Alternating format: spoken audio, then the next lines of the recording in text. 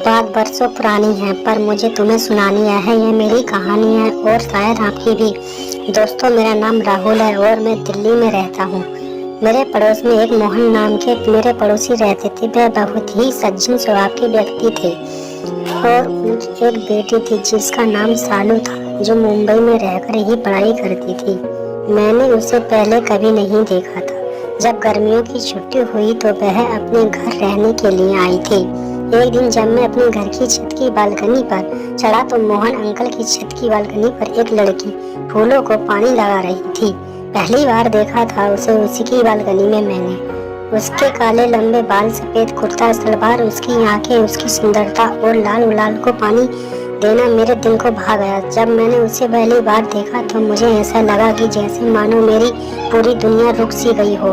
फिर उसे जानने के लिए मैं अपने पड़ोसी अंकल मोहन के घर गया और उसके बारे में जाना। उसे रोज रोज देखना, उसका पीछा करना और मिलने के बहाने मोहन अंकल के घर जाना मुझे अच्छा लगता था और मुझे महसूस होता था कि यूं तो हमारे बीच दो घरों का फासला था, पर लगता था हर पल मेरे सामने थी वो।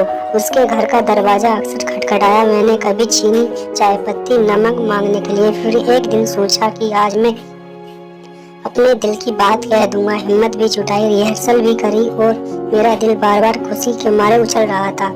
सोमवार का वो दिन था। पूरी तैयारी के साथ पहुंचा उसके घर के सामने और दरवाजा खटखटाया। उसके दरवाजे के खुलने के इंतजार में थोड़ा शर्माता मुस्कुराता मेरा दिल सोच रहा था कि आज मिलेगी मंजिल। खट खट खट। मैंने फिर से दरवाजा खटखटाया, फिर से उछलते दिल को समझाया। तभी एक ख्याल मेरे दिल में आया, कभी भी एक दस्तक से ज्यादा दूरी ना थी उसके मेरे बीच में। लगता था कि वो दरवाजे पर मेरी ही दस्तक का इंतजार करती थी। लेकिन इस बार अंदर ना कोई हलचल, ना कोई आवाज, दरवाजे पर ताला नहीं था। मैंने देखा कि मेरे अंदर एक अजीब सा डर आया।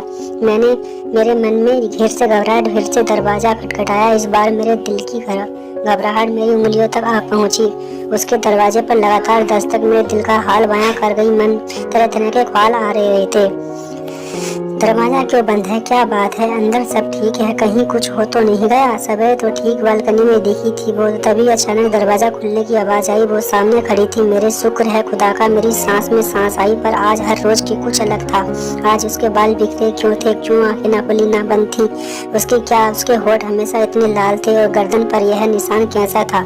मुझे ऐसे ताकता देखकर उसने अपना उतरता आंचल संभाला। उसकी नजर चुराती नजरों ने अनजाने में सब कुछ कह डाला। कुछ चाहिए जैसे उसकी लफ्जों ने मेरे अरमानों को छीन लिया हो और मुझे लगा कि जैसे एक पल में ही मेरी पूरी दुनिया उजड़ गई हो। मेरे सीने में खौफ और सुकून से नफरत का सफर तय करता। मेरा दिल समझ नहीं पाया कि रोए, हंसे, मर जाए या मार दे। उसने फिर कहा कुछ चाहिए, लेकिन कुछ कह ना पाया।